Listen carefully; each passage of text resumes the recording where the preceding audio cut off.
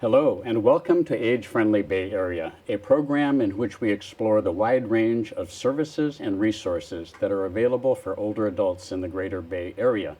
My name is Scott McMillan, co-founder and board member of Villages of San Mateo County, and I will be hosting this series. In our first episode, we were introduced to the concept of age-friendly communities with an overview of the age-friendly cities of Santa Clara County. In the second episode, we heard about the variety of service programs offered by the wonderful nonprofit called Peninsula Family Service.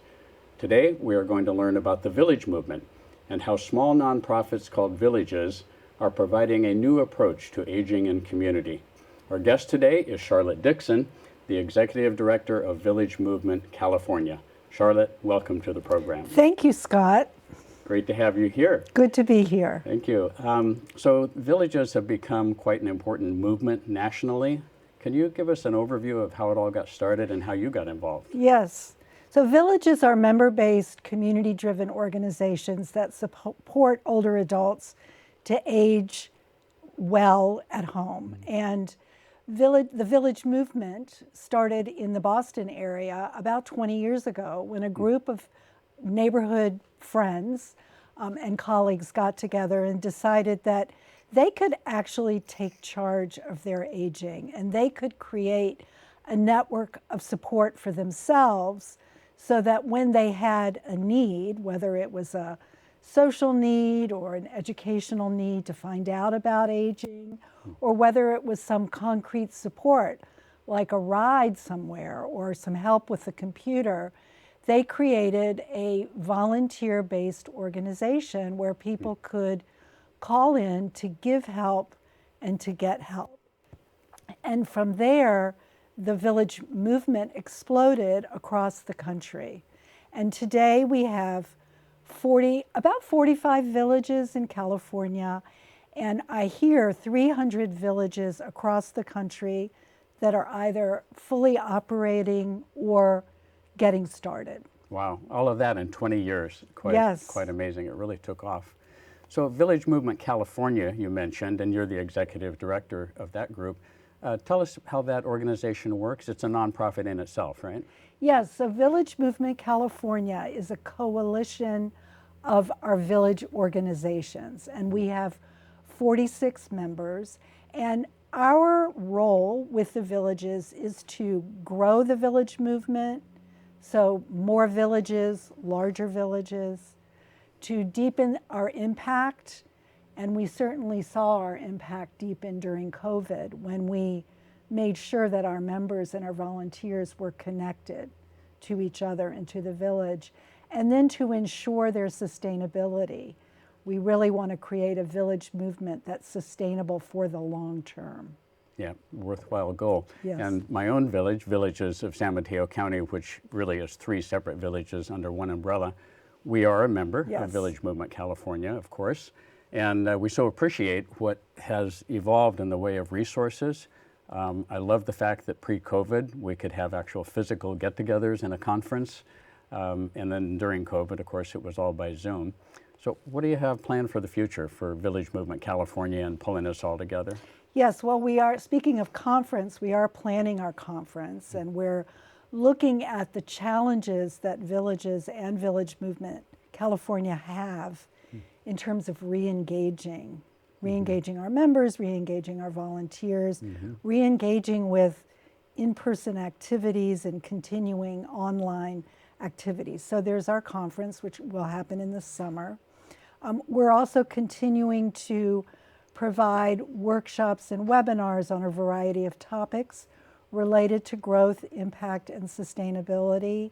And then something that I'm very involved in is that we have proposed to the state of California, to the California Department of Aging, and to the legislature that they fund Village Movement California so that we can really lift off and deepen and further our village movement. And so we are building an incubator to support new villages. We have 5 villages that we're supporting right now.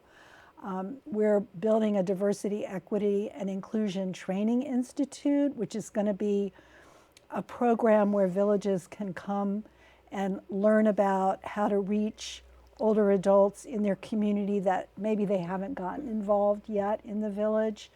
We're looking at technology. How do we record all these incredible stories and all this incredible data that we generate so that we can show our impact in the lives of older adults? Yeah, so those are three of our current initiatives. Excellent. So there are, I think you mentioned 45 villages in California that presumably most of them or all of them are members of Village Movement California. Do you want to tell us about where they're located and so on? Yeah, so let's take a look at the map. Okay. This is a map of our villages. There are, on this map, there might be 46. Okay. The numbers increase as new villages join us, as some of these nascent villages join us. And you can see that we have a village up in Humboldt County, so the far north of the state, and then we have villages all the way down in San Diego County. And we have a few in the interior part of California.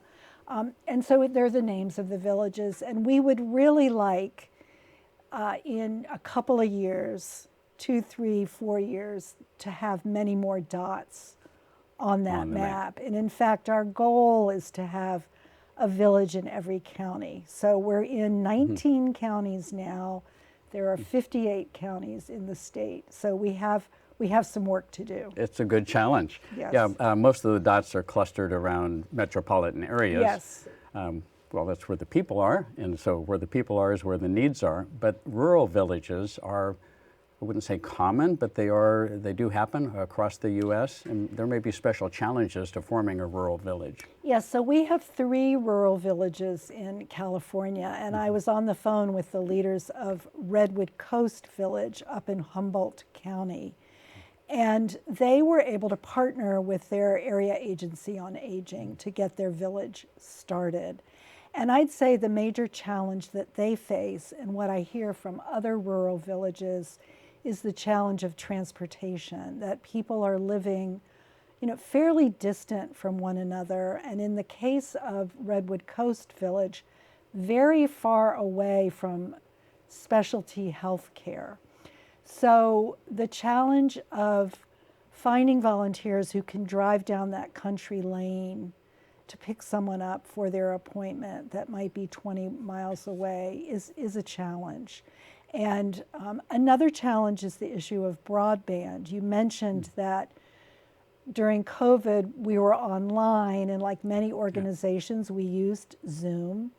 And in rural areas, there is frequently not the broadband access that we have in the urban areas. Now, the state is aware of that, and there are some very good initiatives going on to increase broadband service across the state. But those are 2 of the rural villages' challenges. Yeah, with the spread out population, Yes. and also bus services aren't going to go down every country road, No.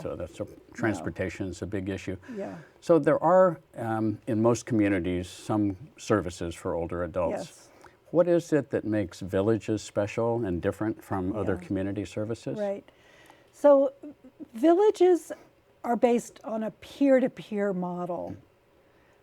And another term I'll throw in there is community development, that Okay. our villages are run by and for our members themselves, by and for the older adult. And that's different from most traditional services where there's a staff person and there's a client, and the staff person does things for the client or to the client. And in our model, the power dynamic is different. It is more of a mutually beneficial effort. And I think that services are really needed. We all need to go to the doctor. We all need to, from time to time, get other kinds of help. So services and adult services are necessary, and our model is a bit different. So as I said before, we're membership based. So people make a choice to join the village, and they usually pay some kind of fee to do that, just to support the village. And then they have the opportunity to get involved in governance, in programming, and in volunteerism. And so within our villages, a third to a half of older adults are also volunteering. And we know that volunteerism has very positive health and mental health benefits. So those are some of the things that make us different. Yeah, I'm glad you pointed that out. As a village member and volunteer, Yes. I get benefits both directions. Yes. And I have to say, at this stage in my life anyway, the volunteering is the more beneficial part to me. Yes. It's such a feel-good. And another term that's often used for the action that goes on in a village, while I love community development, and a lot of us didn't realize we were community developers when we got started, another term is neighbors helping neighbors. Yes. Maybe it's an overused term, but it really describes what goes on in villages. I think so. So why don't we look at the slide that has kind of a high level view of villages, because I think we haven't sort of nailed that down yet. Great. So villages are a term in our world that refer to these membership-based organizations that organize to support older adults to live with optimal health and wellness and staying in charge of their lives in community. And some other features of villages is that they're intergenerational. Many villages have 3 generations of older people, you know, the baby boomers, the World War II generation, and then that older, even older generation. And then more and more we find that younger people are getting involved in villages. COVID really brought that on. A lot of millennials really missed their grandparents and their great aunts and uncles. So we saw a lot of millennials volunteering in villages. So more and more villages are intergenerational communities. We provide an infrastructure for social care. And what that means is that we provide the kinds of supports and services that people need to stay healthy at home. We do a lot of work around falls reduction. We know that falling is a major health hazard for older adults. We provide transportation, a way for older adults to get to their appointments. We also provide technology support, which is a way for older adults to stay connected. We do grocery shopping. We run errands. All those things that doctors agree older adults need to stay healthy and well at home. We're definitely an antidote for social isolation. We've heard over the last few years about the epidemic of social isolation and loneliness. And I think during COVID, we made an incredible effort to keep our members and volunteers connected. And then, as we talked about before, we offer these opportunities for volunteering and for civic engagement. We live in a very ageist society. You know, there's this idea that older adults retire and then they disappear and they go and they play golf or they do play tiddlywinks out of view. And what we know is that older adults have a lot to offer our society and need opportunities to bring their strengths forward. So villages are a very strong platform for volunteerism and civic engagement. Great point. So with all these villages around the country, are they all the same or are there differences? Can you describe a little bit the different hierarchy that exists within villages and so on? Well, one of the things that people like to say, if you've seen one village, you've seen one village. And because villages are place-based, you were talking about neighbor helping neighbor. You know, they're very geographically based. Because of that, they're going to take on the flavor of their community. And because older adults are involved in forming and running the village, they're going to take on the flavor of the leadership of the people themselves. But all villages have a few things in common, and one we've already talked about is volunteerism. All of the villages have a trained and vetted cadre of volunteers, and our volunteers are really rock stars. And then I would say there are 3 other characteristics of villages. One is that they are membership organizations, and then they do programming, so social and educational programming.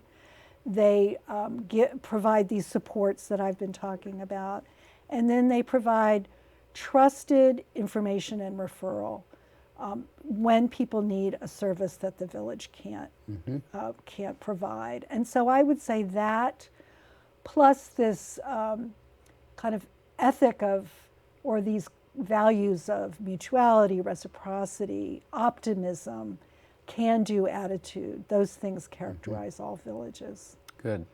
And the mission that started in the Boston area for that village was they wanted to stay in their community and in their homes, but they realized they needed a little help from each other. Yes. So most villages do say that the goal of older adults is to continue to live in their own home for as long as it's safe and possible. Their own home generally means the place that where they've been living for a long time, but it could mean the place that they move to. Yes. People do move for various reasons as they get older. So staying in the home and community they love, I think, is a very important feature of most villages. Yes, and the AARP has some research that shows that 90% of older adults want to age in their homes. That makes sense. Sure. And so villages are one of the choices and one of the pieces of infrastructure that help make that happen. Right, right.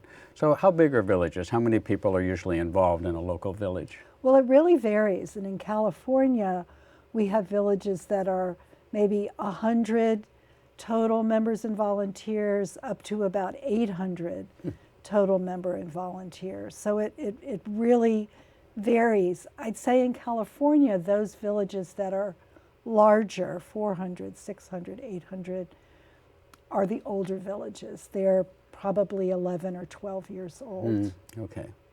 And villages do tend to kind of plateau and stabilize at a level that maybe is right for the group of people that are involved and for their community.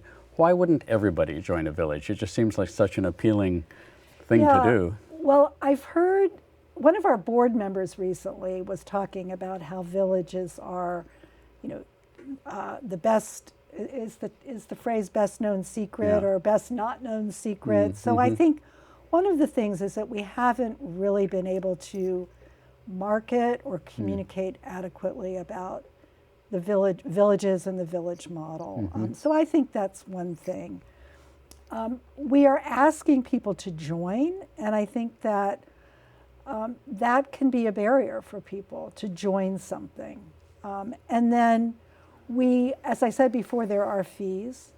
And so we're really looking at how can we create a self-sustaining business model where there is some income that's generated from the membership, but not make that be such a huge barrier.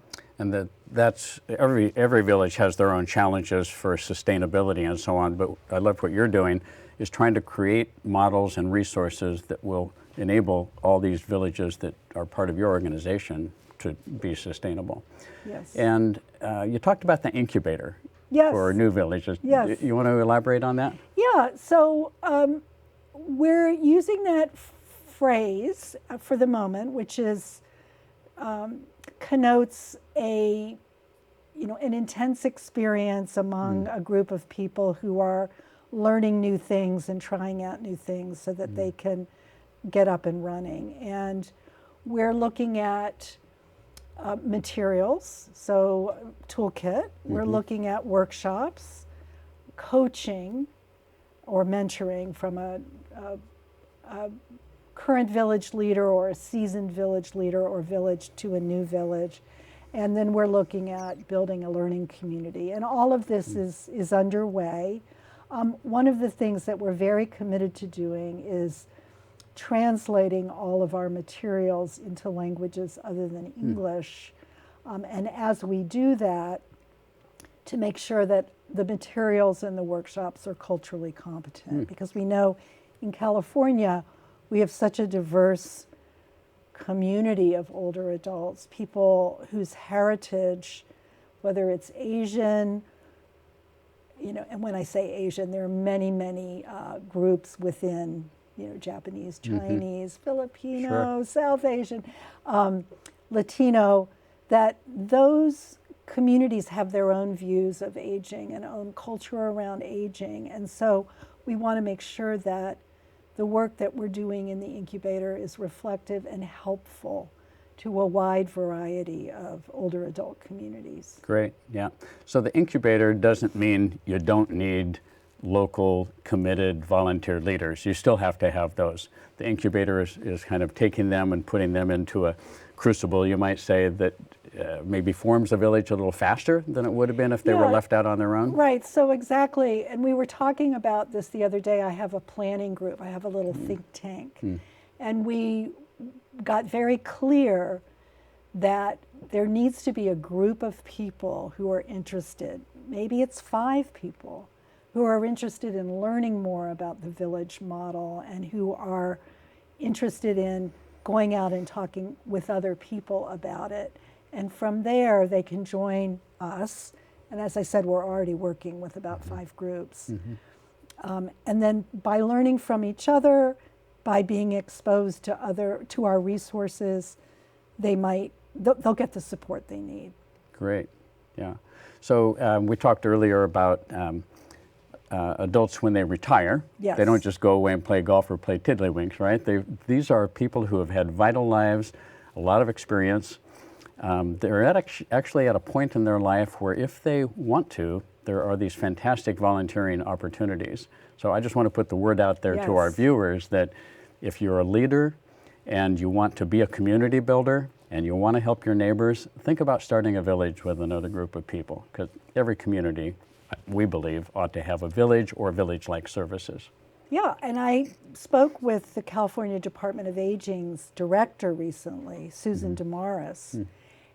She's very enthusiastic about villages, and she said there should be one in every community. Great. Okay. So that's what we're aiming for over the long haul. Good. Yeah. So we should maybe migrate into the topic of the California Master Plan for great. Aging. Good. It's not that many people really know that much about it. Is there an overview that you might give us? Yes, so we have a fantastic, living, vibrant document called the Governor's Master Plan for Aging.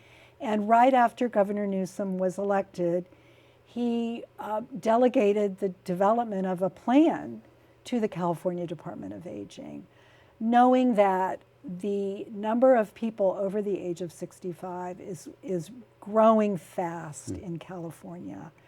And the population of people over the age of 85 is actually the fastest growing segment of our population. And because of ageism, we don't really think about this demographic shift, but now we are. And so the master plan was created over a period of 2 years with very robust community engagement, town halls, surveys. Our villages were very involved in providing feedback and input into the master plan.